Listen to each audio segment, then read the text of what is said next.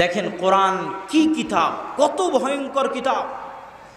এই কোরআনের পাওয়ার, এই কোরআনের বরকত, এই কোরআনের ক্ষমতা, কোরআনকে মূল্য দেওয়ার আর মূল্য না দেওয়ার ক্ষমতা এত বেশি।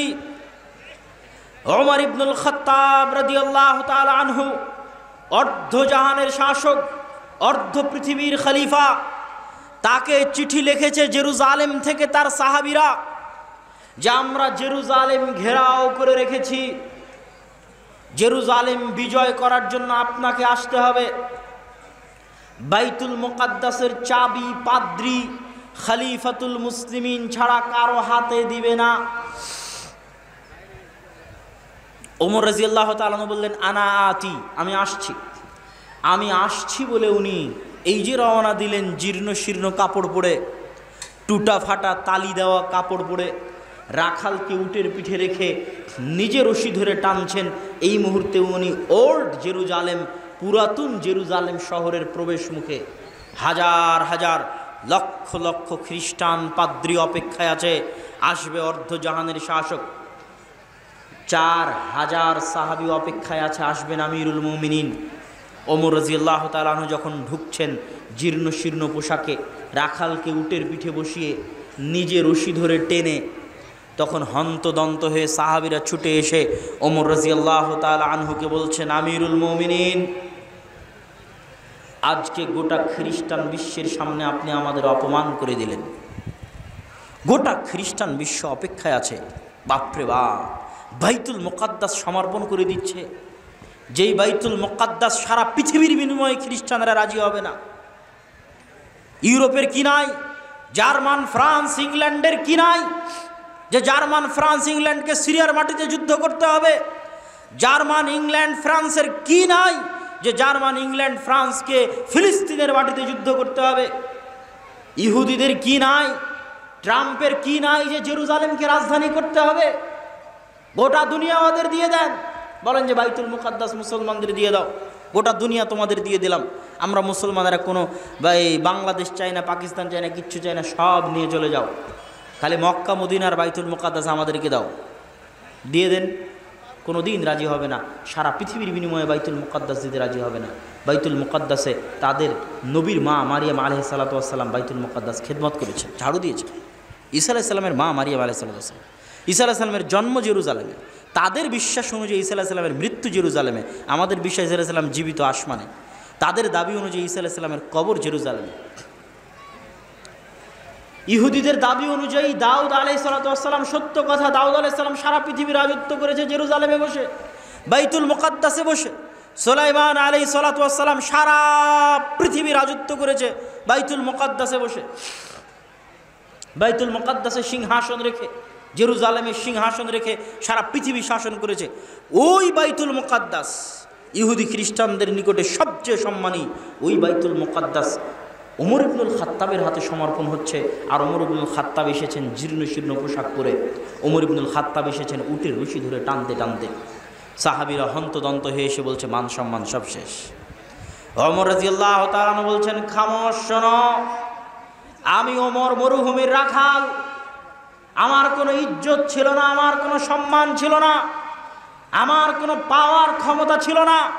আমার মতো মরুভূমির রাখাল আজ অর্ধজাহানের শাসক, আমার মতো মরুভূমির রাখালের এত ক্ষমতা, এত সম্মান যে জেরুজালেম আমার হাতে সমর্পণ হচ্ছে। এত সম্মান, এত ক্ষমতা, এত পাওয়ার আমার মতো মরুভূমির রাখাল কাপড় চোপড় দিয়ে অর্জন করেনি, উটের পিঠে বসে অর্জন করেনি। এত ক্ষমতা, এত পাওয়ার কোরআনের বরকতে। আল্লাহু আকবার।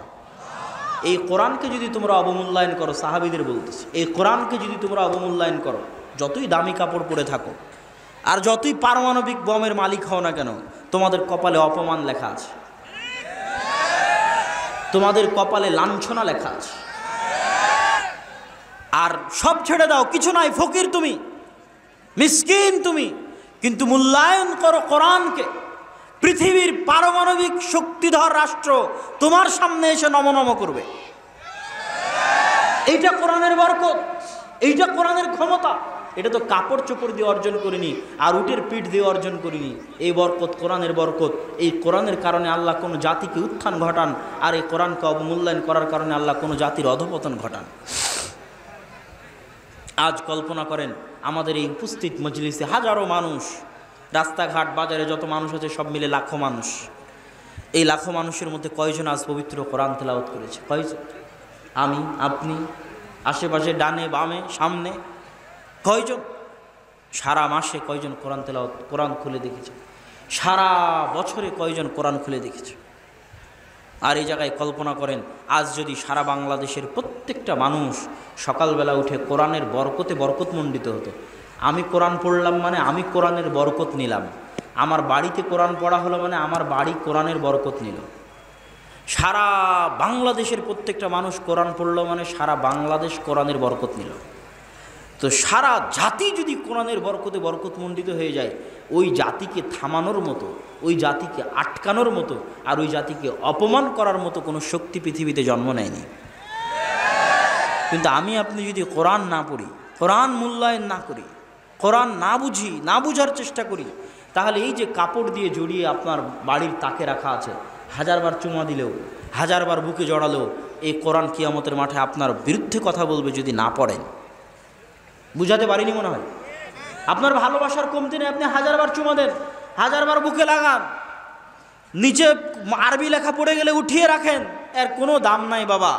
এই কোরআনে তুমি সারাদিন 1 লক্ষবার চুমা দাও, কোরআন যদি না পড়ো, কোরআন কিয়ামতের মাঠে তোমার বিরুদ্ধে কথা বলবে। কোরআনের হক হচ্ছে কোরআন পড়ো, এই জন্য কোরআন দেওয়া। কি জবাব দিবা আল্লাহর কাছে? সারা জীবনে সব কিছু করার সময় হয়েছে, মুসলমানের সন্তানের কোরআন শেখার সময় হয়নি, মুসলমানের সন্তানের কোরআন পড়ার সময় হয়নি। এর চেয়ে বড় হতভাগা, এর চেয়ে বড় দুর্ভাগা, এর চেয়ে বড় নিমুখ হারাম, এর চেয়ে বড় অপমানিত লাঞ্ছিত জাতি পৃথিবীতে কেউ হতে পারে না। আজকে আমার আপনার যতটুকু সম্মান আছে, আজ মুসলিম বিশ্বের যে যে দেশের যতটুকু সম্মান আছে, ওয়াল্লাহি আল্লাহর কসম, ওয়াল্লাহি আল্লাহর কসম, ওয়াল্লাহি আল্লাহর কসম, আজ আমার আপনার যতটুকু সম্মান আছে, এই কোরআনের বরকতে সম্মান আছে। যেই প্রজন্ম আজ আসতেছে, 30 বছর আগের প্রজন্ম, মুরব্বীদের প্রজন্ম মক্তবে কোরআন শিখেছিল। যেই প্রজন্ম আজ আসতেছে, কিন্ডারগার্টেন স্কুল, ব্রাক স্কুল, উমুক স্কুল, তুমুক স্কুল, ইংলিশ মিডিয়াম স্কুল, মক্তব বন্ধ, কোরআন শিখতে কেউ যায় না, মক্তব থাকলেও কেউ কোরআন পড়তে যায় না। কোরআনবিহীন যে প্রজন্ম গড়ে উঠতেছে, যারা কোরআন পড়া জানে না, যারা কোরআনের বরকতে বরকতমণ্ডিত নয়, এদের ভাগ্যে এমন অপমান লেখা থাকবে, এদেরকে রোহিঙ্গাদের মতো কচুকাটা করা হবে। এত অপমান লেখা থাকবে, এত লাঞ্ছনা লেখা থাকবে, ভয়ঙ্কর দৃশ্য আমি চোখ বন্ধ করলে দেখতে পাই। কিন্তু ওটার থেকে উদ্ধার করতে পারে একটাই জিনিস, সেটা হচ্ছে কোরআন পড়ো, কোরআন শিখো। আরে তুমি ডাক্তার হও, ইঞ্জিনিয়ার হও, যা হও, কিন্তু প্রতিদিন সকাল তোমার শুরু হবে কোরআনের বরকত দিয়ে।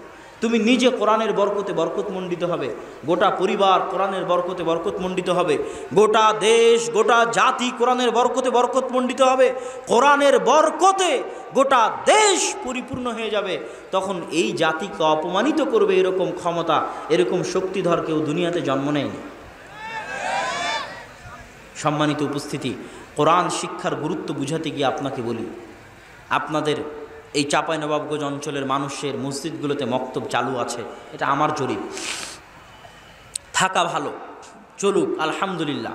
কিন্তু রমজানকে কেন্দ্র করে আমভাবে, শুধু ছোট বাচ্চাদের জন্য নয়, রমজানকে কেন্দ্র করে আমভাবে মসজিদে সকল মানুষের জন্য কোরআন শিক্ষার ব্যবস্থা করতে হবে, সকল মানুষের জন্য। রমজানে তো কোনো কাজ নাই, জোহর পর থেকে আসর থেকে মাগরিব পর্যন্ত কি কাজ? মসজিদে এসে কোরআন শিক্ষার ব্যবস্থা করেন। নট অনলি ফর চিলড্রেন, শুধু বাচ্চাদের জন্য মক্তব নয়, সব মুরব্বী, বয়স্ক, 50, 60, যুবক, বৃদ্ধ, আবাল বনিতা, মা বোনেরা বাড়িতে কোরআনের আসর চালু করবে রমজানকে কেন্দ্র করে। এটাই আমার আজকের বক্তব্যের আমানত।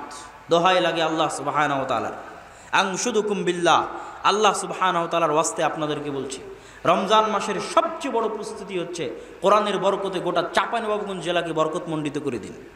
ইনশাআল্লাহ বলেন, ইনশাআল্লাহ। কোরআনের বরকতে নিজের পরিবার, নিজের বাড়ি, নিজের গ্রাম, নিজের পাড়া বরকতমণ্ডিত করে দিন। আল্লাহ আমাদের তৌফিক দিক, আল্লাহুম্মা আমিন। সব বক্তব্যের সব কথা ভুলে গেলে একটা কথা মনে রেখে যাবেন, এখন যে কথাটা বলতেছি, আল্লাহ সুবহানাহু ওয়া তাআলা সাক্ষী, আমার টুটা ফাটা জ্ঞান অনুযায়ী আমি যতটুকু বুঝি, যে কোনো মুফতিকে জিজ্ঞেস করতে পারেন, যে কোনো আলেম শাইখকে জিজ্ঞেস করতে পারেন, ওয়াল্লাহে আল্লাহর কসম, ওয়াল্লাহে আল্লাহর কসম, ওয়াল্লাহে আল্লাহর কসম, আপনার গ্রামের মসজিদে একটা টাইলস লাগিয়ে দিলে আপনার জানে কি হবে? আপনার গ্রামের মসজিদে একটা ফ্যান কিনে দিলে জানে কি হবে? আপনার গ্রামের মসজিদে এসি কিনে দিলে জানে কি হবে?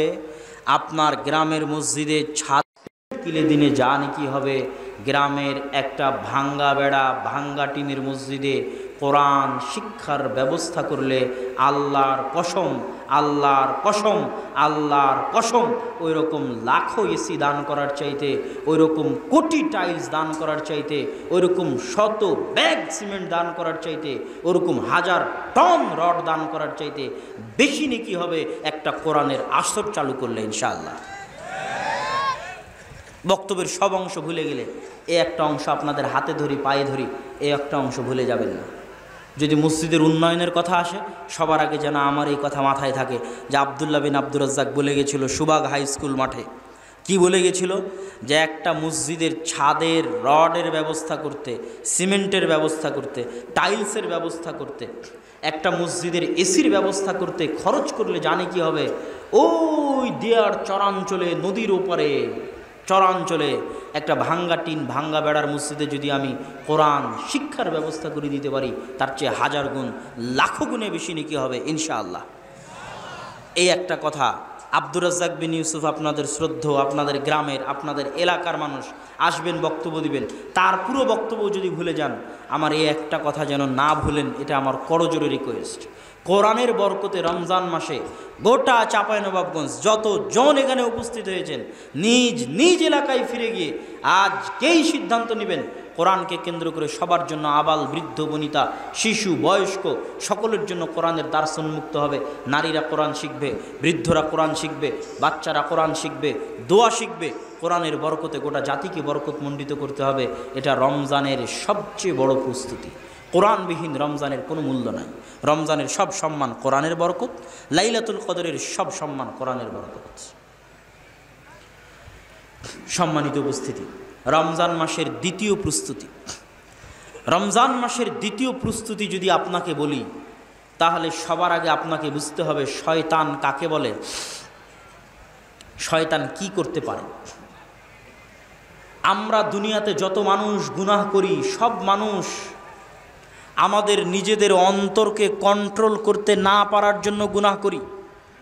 আর কোনো কারণ নাই দুনিয়াতে গুনাহ করার। যে জেনা করছে ও অন্তরকে কন্ট্রোল করতে পারে না তাই জেনা করছে।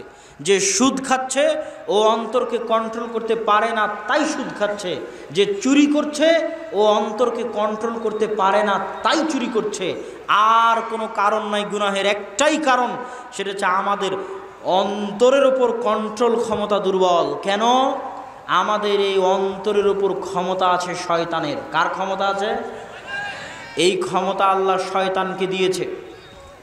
শয়তান অনেক শক্তিশালী, অনেক পাওয়ারফুল। শয়তানের ক্ষমতা বলতে গিয়ে রাসূল সাল্লাল্লাহু আলাইহি ওয়াসাল্লাম বলেন, মা মিন মাউলুদিন ইল্লা ইয়ামাসসুহু শাইতান। এমন কোন আদম সন্তান দুনিয়াতে জন্মগ্রহণ করে না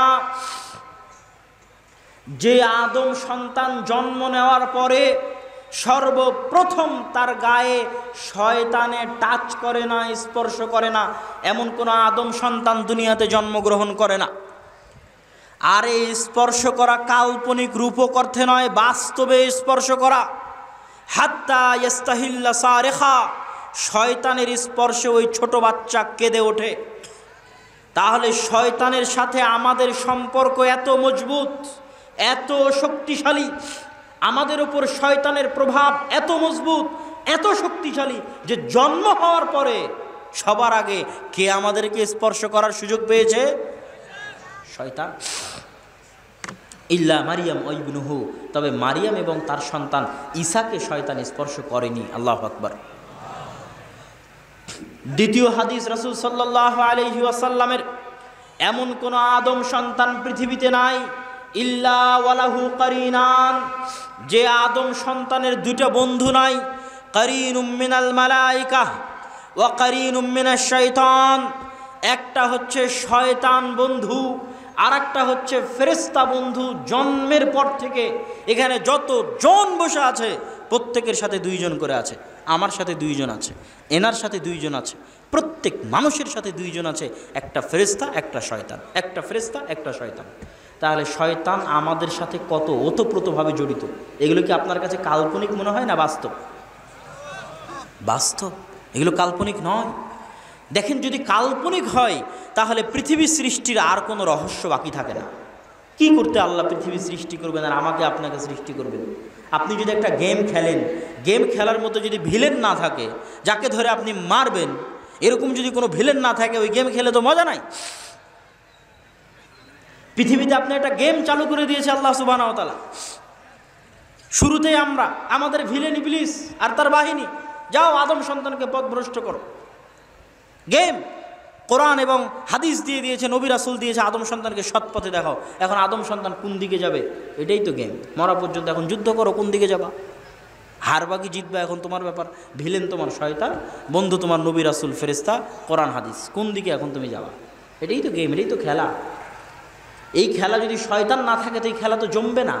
আপনি যদি শয়তানের অস্তিত্ব অস্বীকার করেন তাহলে এই খেলা জমবে না। কার বিরুদ্ধে লড়াই করবেন আপনি দুনিয়াতে? কার বিরুদ্ধে আমল করবেন? কে আপনাকে পথভ্রষ্ট করবে? কে আপনাকে গুনাহের দিকে ডাকবে? শয়তান শপথ করেছে, আদমের কারণে যদি জাহান নামে যাওয়া লাগে তো আমি একাই জাহান নামে যাব না। এত সহজ যে আদমকে সিজদা না করার কারণে আমাকে জাহান নামে যেতে হবে, আমি একাই জাহান নামে যাব না। ওয়ালা উজিল্লান্নাহুম ওয়ালা উমান্নিয়ান্নাহুম ওয়ালা আমুরান্নাহুম, অবশ্যই আদম সন্তানকে পথভ্রষ্ট করবই করব।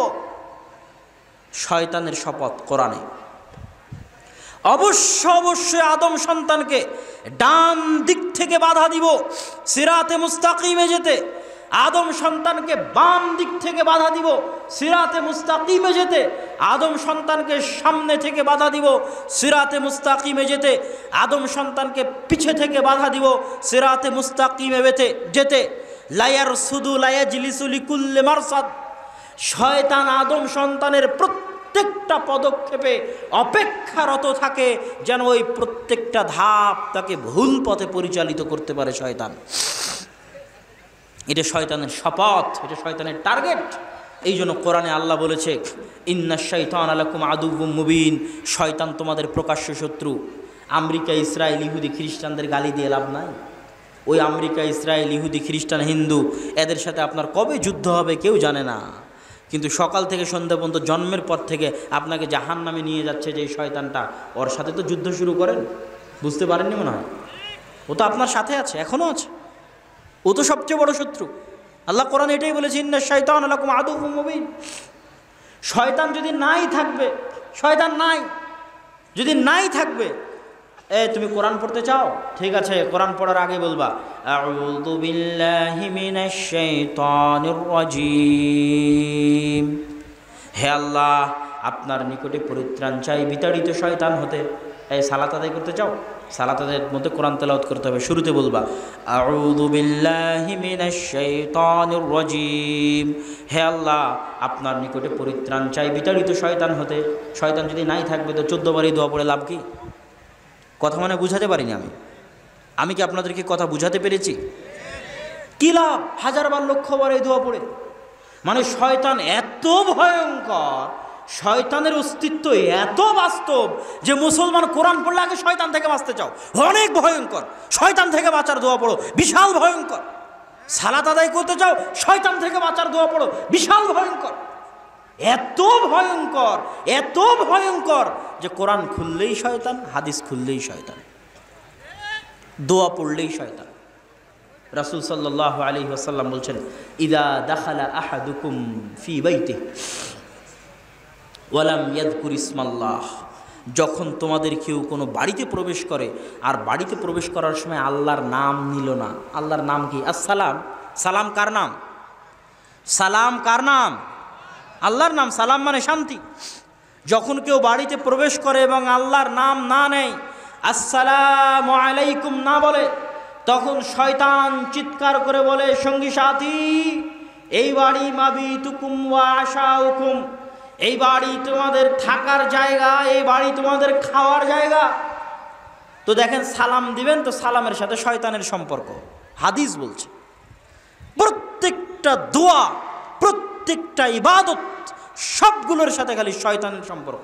মানে গোটা ইসলাম খালি আপনাকে বলছে, বাপরে বাপরে বাপ, এটা করো শয়তান থেকে বাঁচো, এটা করো শয়তান থেকে বাঁচো, এটা করো শয়তান থেকে বাঁচো, এটা না করলে শয়তান, ওটা না করলে শয়তান, ওটা না করলে শয়তান। গোটা ইসলাম সাজানো আছে শয়তান দিয়ে। আর ওই শয়তানকে আমি আপনি মনে করেছি কাল্পনিক। যদি তোমাদের কেউ ইদা আকালা আহাদুকুম ওয়া লাম ইয়াযকুর ইসমাল্লাহ, যদি তোমাদের কেউ খায় বিসমিল্লাহ না বলে, ইয়াকুলু মাআহু শয়তান, ওরা শুধু শয়তান খায়। খেতে গেলাম তাও শয়তান, সালাম দিতে গেলাম বাড়িতে তাও শয়তান। যখন তোমাদের কেউ কোনো পাত্র ঢাকে এবং পাত্র ঢাকার সময় আল্লাহর নাম নেয়, ওই পাত্র শয়তান খুলতে পারে না। যখন তোমাদের কেউ দরজা বন্ধ করে, বন্ধ করার সময় আল্লাহর নাম নেয়, ওই দরজা শয়তান খুলতে পারে না। যখন তোমাদের কেউ জানালা বন্ধ করে, বন্ধ করার সময় আল্লাহর নাম নেয়, ওই জানালা শয়তান খুলতে পারে না। তো জানালা বন্ধ করতেও শয়তান, দরজা বন্ধ করতেও শয়তান, পাত্র ঢাকবো তাও শয়তান। তো শয়তান কি কাল্পনিক? কোরআন হাদিস কি তাহলে পাগল? কোরআন খুললে শয়তান, হাদিস খুললে শয়তান।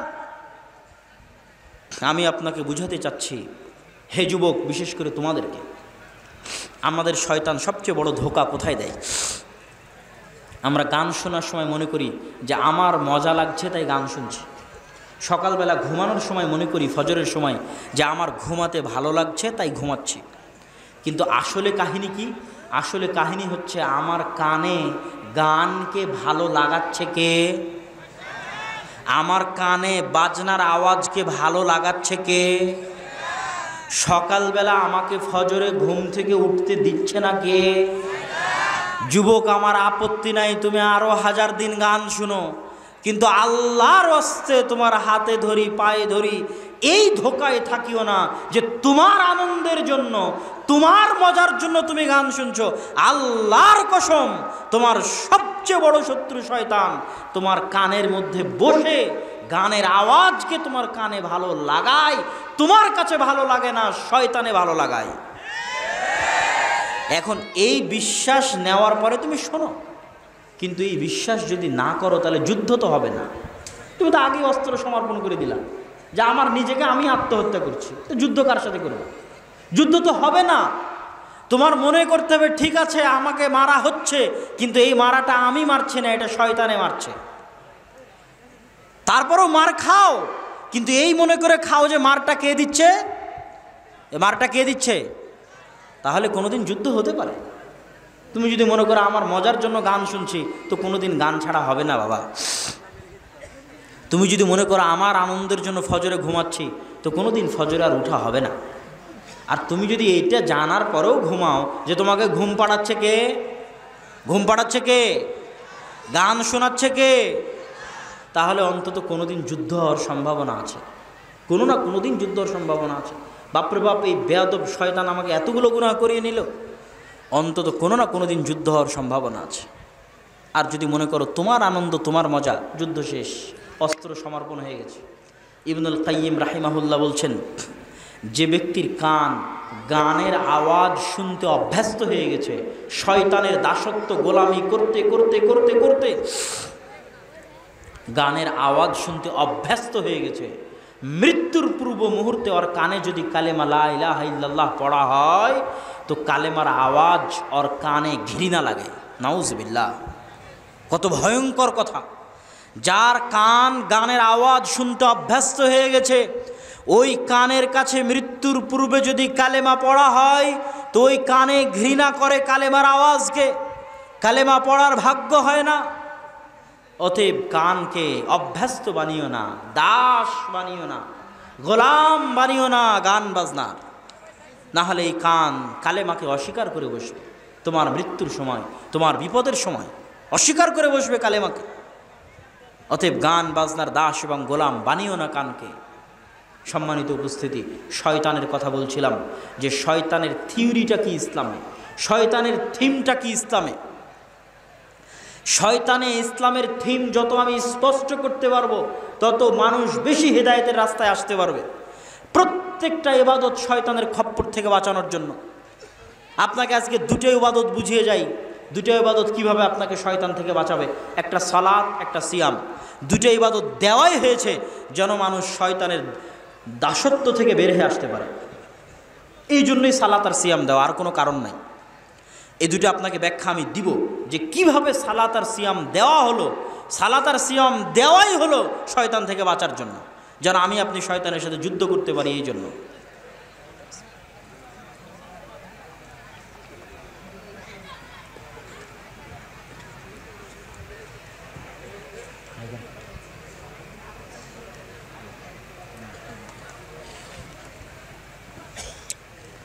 সালাত এবং সিয়াম। প্রথমে আসি সালাত। মানুষের অন্তরের উপর কন্ট্রোল নাই, এই জন্য গুনাহ করে। এর বাইরে কোনো কারণ আছে? আপনার কি মনে হয় এর বাইরে কোনো কারণ আছে? আমি যদি গুনাহ করি এই কারণে আমার মনকে কন্ট্রোল করতে পারিনি, এই কারণে। আপনি গুনাহ করলে ওই কারণে যে মনকে কন্ট্রোল করতে পারিনি, আর কোনো কারণ আছে নাকি? তাহলে একটা সমাধান হচ্ছে গুনাহ থেকে বাঁচার, যে এই অন্তর শয়তানের দাস হয়ে গেছে। এখন এই অন্তরকে শয়তানের দাসত্ব থেকে বের করে নিয়ে আসতে হবে, যেন এই অন্তর শয়তানের সাথে লড়াই করতে পারে।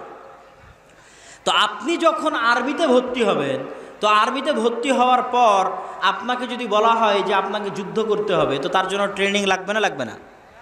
ট্রেনিং যদি না করেন তো কেমনে আপনি যুদ্ধ শিখবেন? তো অন্তরের ওপর কন্ট্রোল ক্ষমতা প্রতিষ্ঠা করা যদি না শিখেন তো কেমনে আপনি গুনাহ থেকে বাঁচবেন? তো অন্তরের ওপর যেমন আরবিতে ভর্তি হওয়ার পর ট্রেনিং নেওয়ার জন্য আপনাকে কিছু করতে হবে, দৌড়াতে হবে, লাফাতে হবে, কায়িক শ্রম করতে হবে।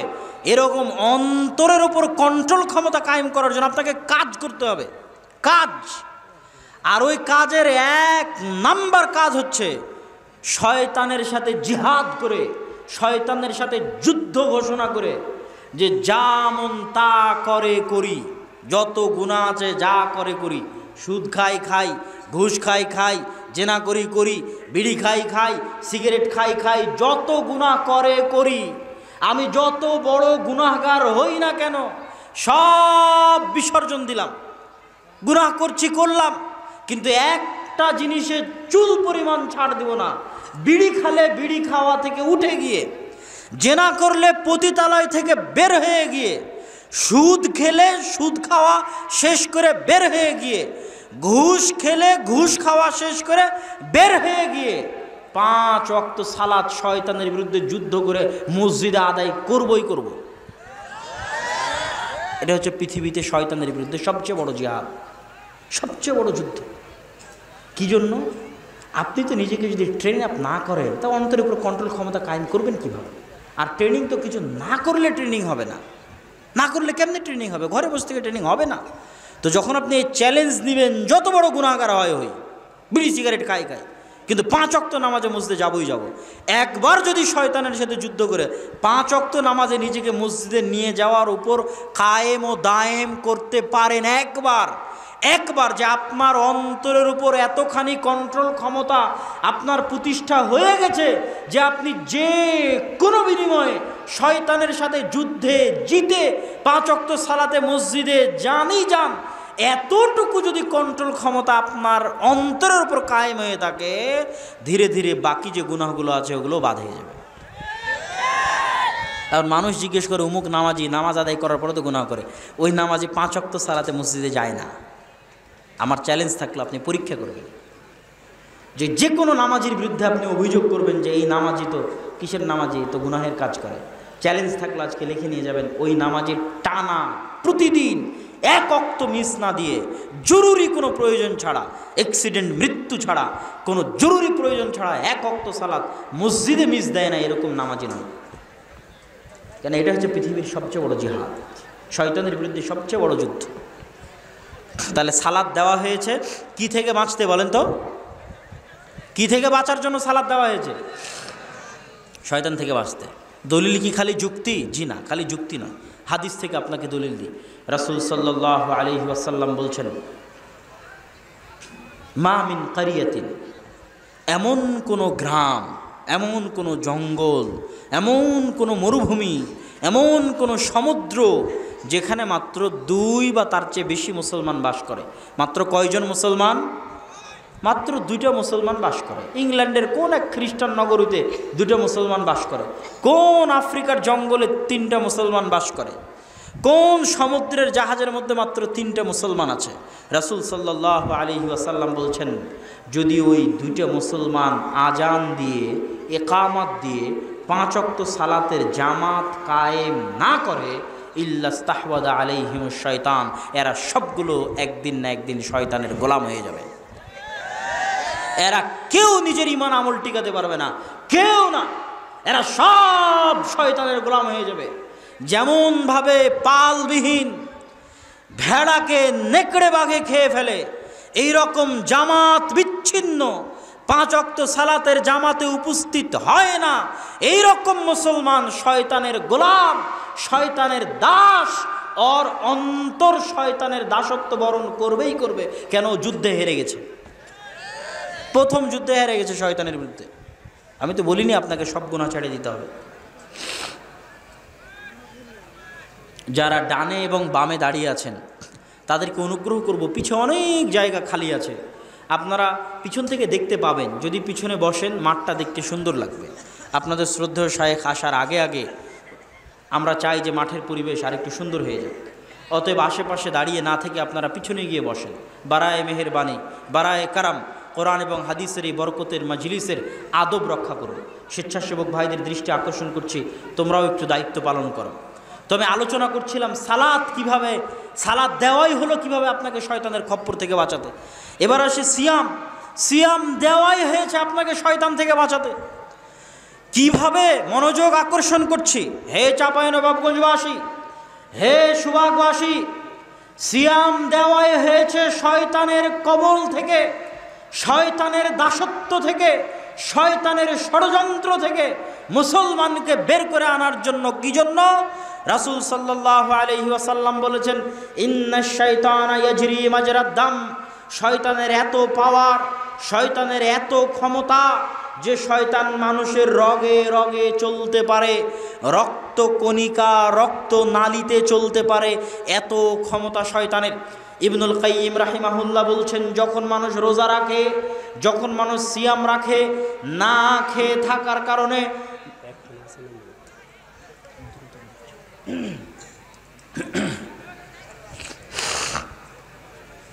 না খেয়ে থাকার কারণে মানুষের রক্ত কণিকা সংকীর্ণ হয়ে যায়।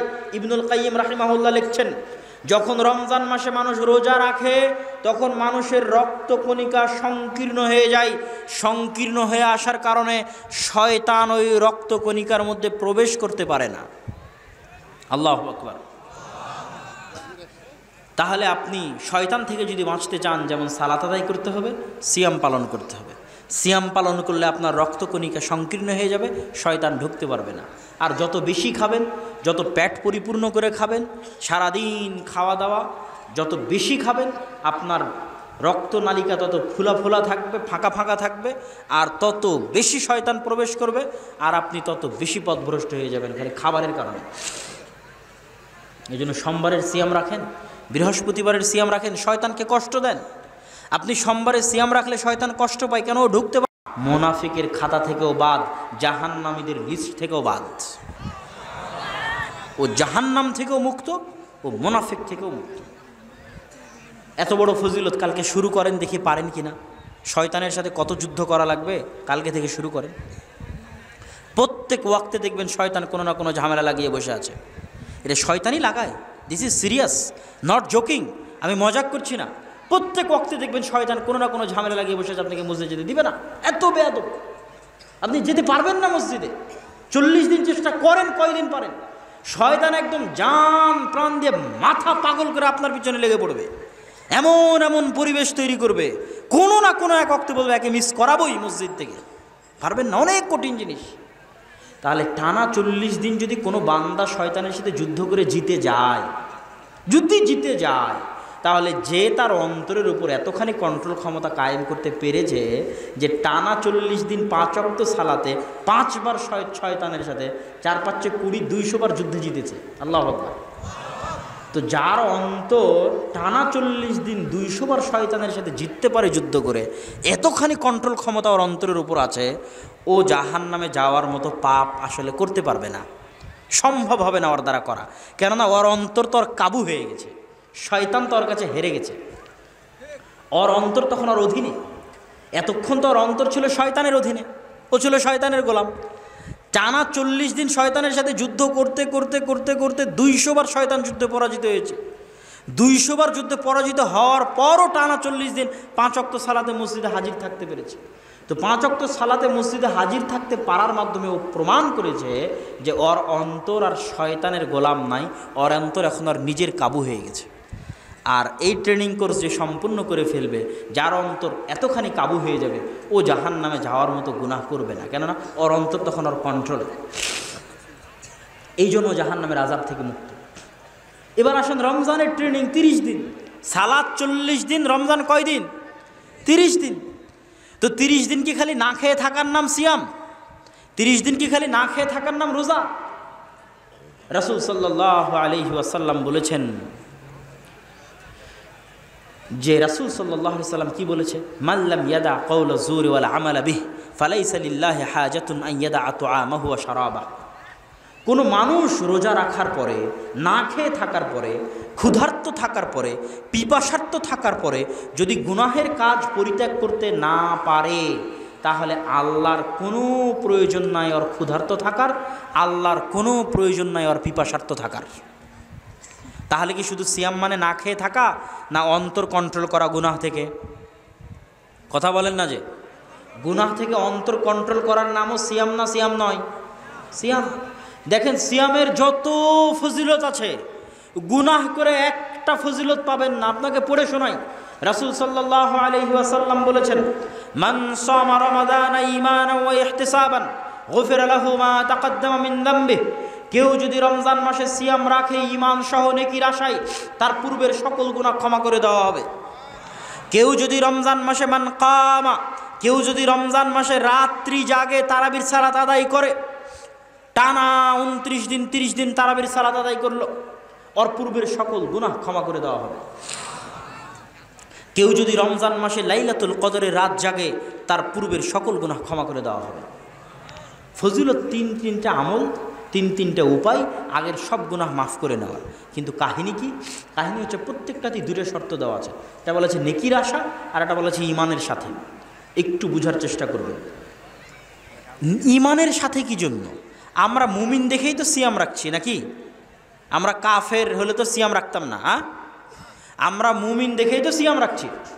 আল্লাহ কোরআনে বলেছে, ইয়া আইয়ুহাল্লাযীনা আমানু, ও হে ইমানদারগণ, তোমরা রোজা সিয়াম রাখো। তো ইমানদার দেখেই তো আল্লাহ রোজা রাখছি। তো আল্লাহ আপনি আবার কেন বলছেন ঈমান সহ রোজা রাখতে? ঈমান যদি নাই থাকতো রোজা তো থাকতামই না। ঈমান আছে দেখেই তো রোজা আছি। তো আপনি আবার কেন বলেন ঈমান সহ রোজা রাখতে? কারণ আছে না নাই? কি কারণ? ওই যে হাদিস, রাসূল সাল্লাল্লাহু আলাইহি ওয়াসাল্লাম বলেছেন, লা ইয়াজনি যানি হিনা ইয়াজনি ওয়া হুয়া মুমিন। যখন কোনো জেনাকারী জেনা করে, জেনা করা অবস্থায় তার মধ্যে ঈমান থাকে না।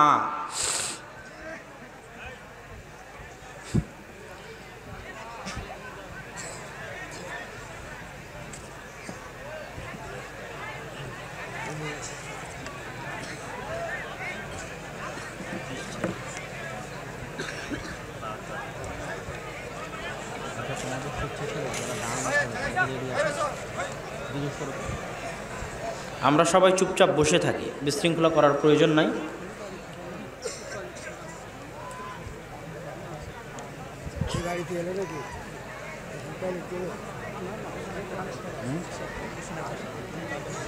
সমস্যা বিবেচনা করে আসুক মানুষজন, আমার বক্তব্য শেষ করি।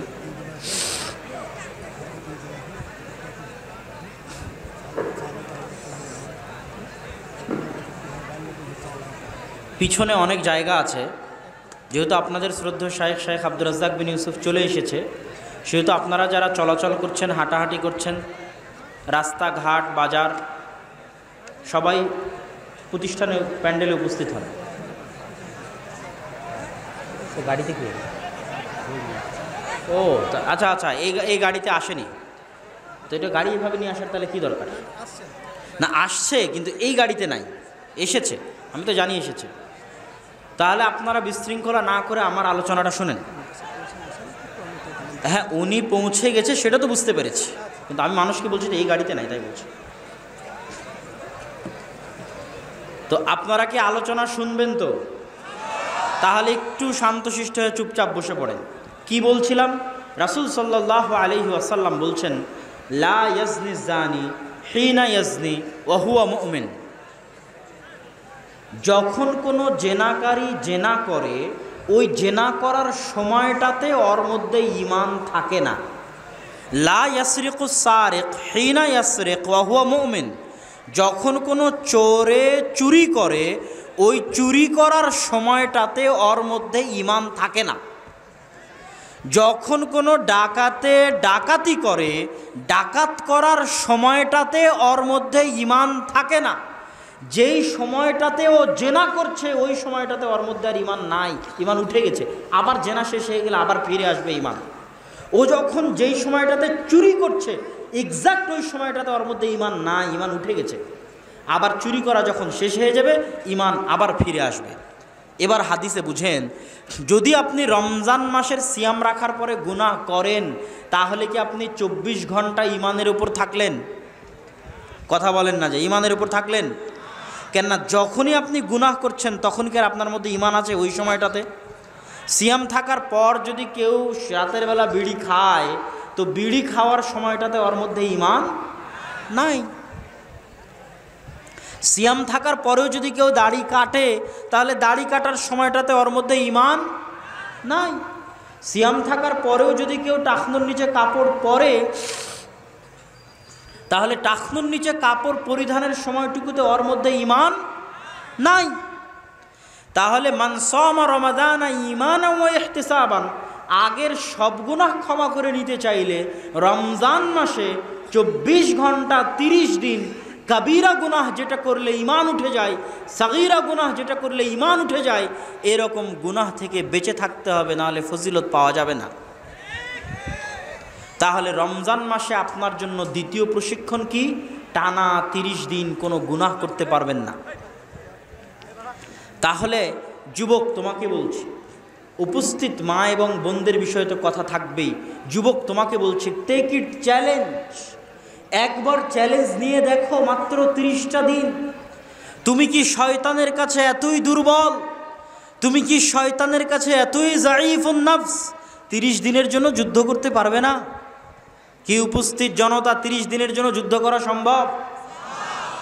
চাঁপাইনবাবগঞ্জের মানুষ এমনি শক্তিশালী, হয়তো 30 দিন কি শয়তানের বিরুদ্ধে লড়াই করা যাবে না? যাবে না? যাবে না? তো 30 দিনের জন্য অন্তরকে প্রস্তুত করে নেন যে মাত্র 30টা দিন। আচ্ছা 30 দিনের পরে যদি আপনার গুনাহ করার দরকার হয়, করিয়ে। ওইটা বলার দরকার নাই যে আমি তওবা করে একদম ভালো হয়ে যাব, তাহলে ভালো হতে পারবেন না। তাহলে নিজে কি ভয় লাগবে, বাপরে বাপ এটা তো ছাড়তে পারবো না। আপনাকে সারা জীবনের জন্য ছাড়তে বলিনি, মাত্র কয় দিনের জন্য? 30 দিনের জন্য। This is the psychology. Allah মানুষের সাইকোলজি বুঝে। মানুষকে যদি আল্লাহ বলে তুই সারা জীবনের জন্য ভালো হয়ে যায়, মানুষ পারবে না? পারবে? মানুষ পারবে না। আল্লাহ মানুষের সাইকোলজি বুঝে। এই জন্য মানুষকে আল্লাহ বলছে মাত্র কয় দিনের জন্য ভালো হও? মাত্র 30 দিন। টেক ইট চ্যালেঞ্জ যুবক। শয়তানের কাছে এত দুর্বল, এত পরাজিত, এত লজ্জিত, এত অপমানিত, শয়তানের এত গোলাম হয়েও না যে রমজান মাসের 30টা দিন শয়তানের সাথে লড়াই করতে পারবে না। যে রমজানের 30টা দিন গুনাহ থেকে বিরত থাকতে পারে না, ওর চেয়ে হতভাগা, ওর চেয়ে হতভাগা, ওর চেয়ে হতভাগা আসমানের নিচে জমিনের উপর কেউ নাই। অতএব রমজানের এই 30টা দিন টেক ইট চ্যালেঞ্জ। এটাকে চ্যালেঞ্জ হিসেবে গ্রহণ করো, যে কোনো মূল্যে।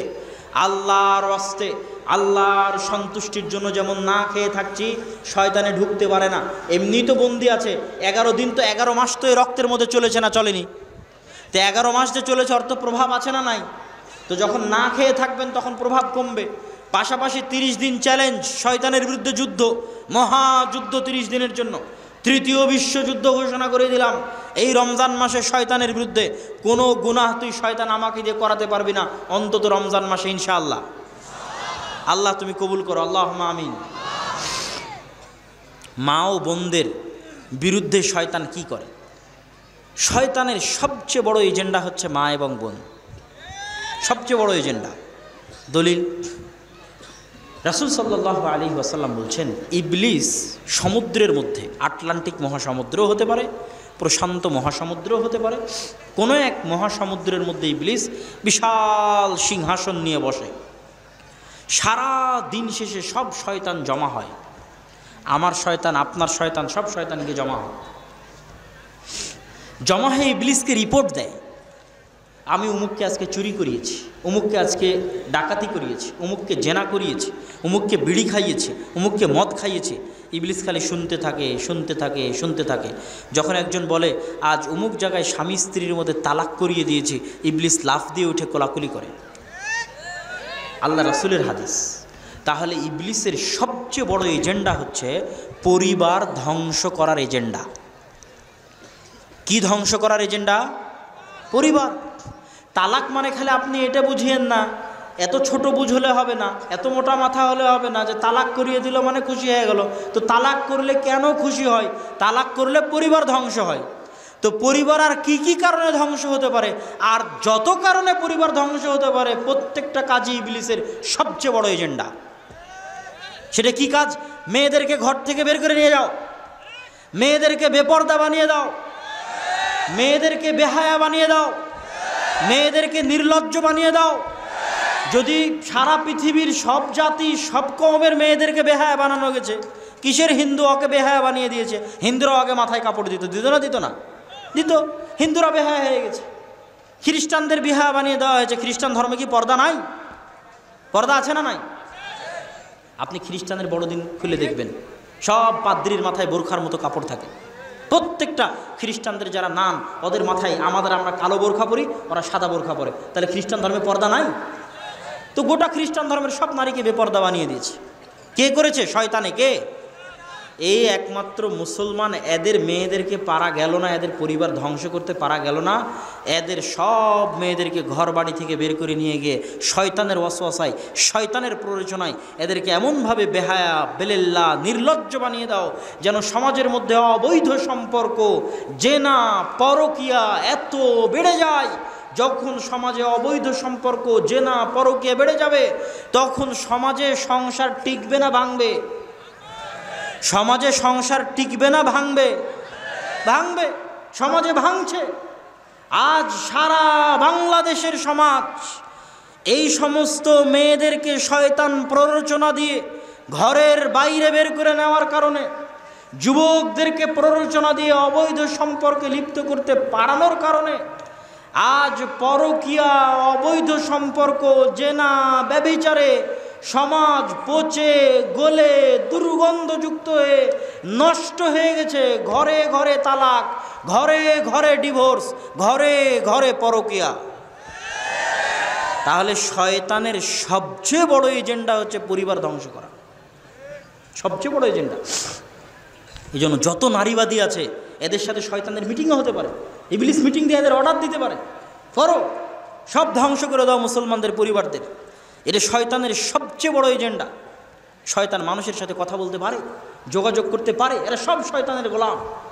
যত এনজিও বাংলাদেশের মাটিতে কাজ করে, বিদেশি এনজিও, যত নারীবাদী আছে সারা মুসলিম বিশ্বে, যত মানবাধিকার কর্মী আছে সারা মুসলিম বিশ্বে, এরা সব কাদের গোলাম? কাদের গোলাম? এদের সাথে কাদের মিটিং হয়? শয়তানের মিটিং হয়। শয়তানের আদেশে এরা মাঠে নেমেছে, শয়তানের আদেশে এরা মা এবং বোনদের পথভ্রষ্ট করছে। সম্মানিত উপস্থিতি, গোটা ইসলামটাই শয়তান দিয়ে ঘেরা।